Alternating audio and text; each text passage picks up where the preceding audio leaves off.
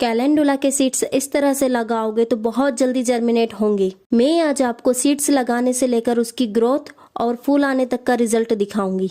तो सबसे पहले सीड्स आप किस में लगा सकते हैं, तो इस तरह के किसी प्लास्टिक कप में या सीडलिंग ट्रे में भी आप इसको लगा सकते हैं। इस कप में मैंने कोकोपीट को भरा है। फिर इस कप में थोड़ा सा उंगली से प्रेस किया और बीज लगाने के लिए जगह बनाई। फिर कैलेंडुला के बीज को उस होल में डालकर ऊपर से कोकोपीट से कवर कर दिया। कोकोपीट से बीज बहुत आसानी से जर्मिनेट होकर बाहर आ जाते हैं क्योंकि कोकोपीट बहुत हल्का होता है। फिर उसके बाद मैंने एक मिट्टी से भरा गमला लिया। आप मेरी तरह डायरेक्टली गमले में भी लगा सकते हैं। उसमें अलग अलग जगह 3-4 बीज डालकर कोकोपीट से बीजों को कवर कर दिया और अब थोड़ा सा पानी दे देंगे। साथ ही साथ हम अपने गार्डन में मिट्टी की तरफ गए और मिट्टी में थोड़ी जगह बनाकर हमने 2 बीज डाल दिए और उनको भी मिट्टी से कवर कर दिया। फिर कुछ दिनों बाद इसका रिजल्ट ये रहा। कप में से पौधा निकल चुका था और गमलों में से भी पौधे निकल चुके थे।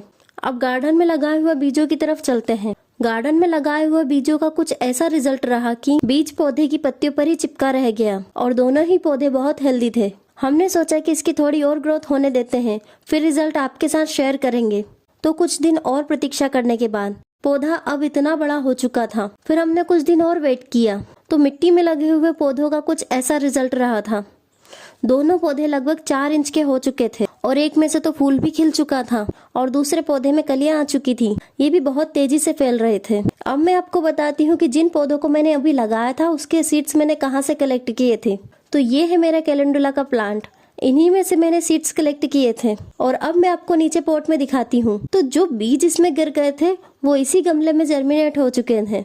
ये वाला पौधा भी अभी तक बीज को छोड़ नहीं पाया और मेरे पौधे में कुछ पत्ते भी सूखने लगे थे जिनको मैंने हटा दिया। आपको जो ये मुरझाए हुए फूल दिख रहे हैं इन्हें तोड़कर हटाते रहना चाहिए, वरना ये फूलों का साइज छोटा कर देते हैं क्योंकि ये बीज बनाने में बहुत ज्यादा एनर्जी लेते हैं। और ये येलो कलर के फूल तो बहुत ही सुंदर लग रहे थे। बीजों का ऐसा रिजल्ट इस तपती गर्मी में देखकर मेरे मन में लालच आ गया और फिर मैंने अपने गार्डन में नजर घुमाई और जगह देखी तो मुझे खाली जगह नहीं मिली।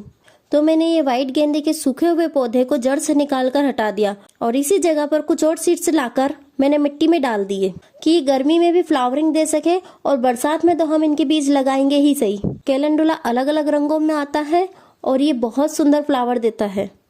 इसके एक फूल खिलने के बाद हफ्ते 2 हफ्ते तक आराम से चल जाते हैं।